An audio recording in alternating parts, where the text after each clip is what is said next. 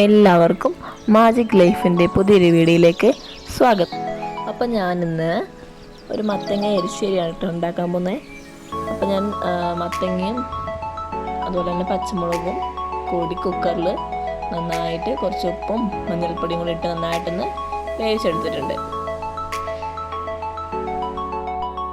ഇത് ഒരുപാട് വന്നിട്ടില്ല, എന്നാലും ആവശ്യത്തിന് കുറച്ച് വന്നിട്ടുണ്ട്, വെന്ത് ഉടഞ്ഞിട്ടില്ല. അപ്പം നമുക്കിനി ഇതിനകത്തേക്ക് കുറച്ച് അരപ്പുകളും കാര്യങ്ങളൊക്കെ ചേർക്കാനുണ്ട്. അപ്പോൾ നമുക്ക് എന്തൊക്കെയാണെന്ന് നോക്കാം. നേരെ വീഡിയോയിലേക്ക് പോവാം.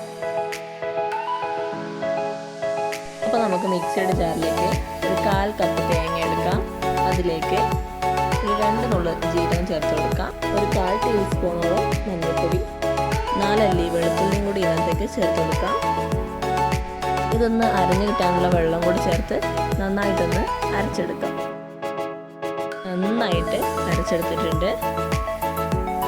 നമുക്കിനി ഒരു സ്പൂണോ തവി വെച്ചിട്ട് ഈ മത്തങ്ങ ഒന്ന് ഉടച്ചു കൊടുക്കാം.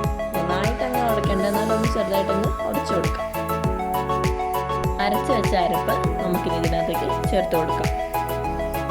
ആവശ്യത്തിന് വെള്ളവും ചേർത്ത് നമുക്കിത് നന്നായിട്ടൊന്ന് തിളപ്പിക്കാം. ഇനി ഒരു പാത്രത്തിലേക്ക് ഒരു പിടി തേങ്ങ എടുത്ത് നമുക്കൊന്ന് നന്നായിട്ട് വറുത്തെടുക്കാം.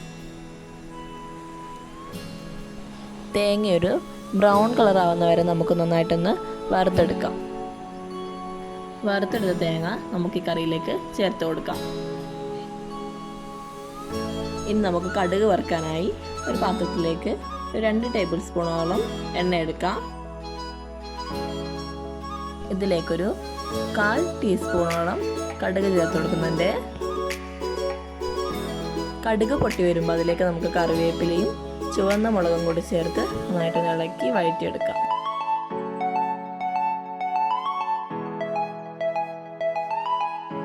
ഇത് നമുക്കിനി കറിയിലേക്ക് ചേർത്ത് കൊടുക്കാം. അപ്പോൾ മത്തങ്ങ എരിശ്ശേരി റെഡി ആയിട്ടുണ്ട്. എല്ലാവരും ഒന്ന് ട്രൈ ചെയ്ത് നോക്കാം. എൻ്റെ ചാനൽ ആദ്യമായിട്ട് കാണുന്നവർ ഒന്ന് സബ്സ്ക്രൈബ് ചെയ്യുക, ലൈക്ക് ചെയ്യുക, ഷെയർ ചെയ്യുക.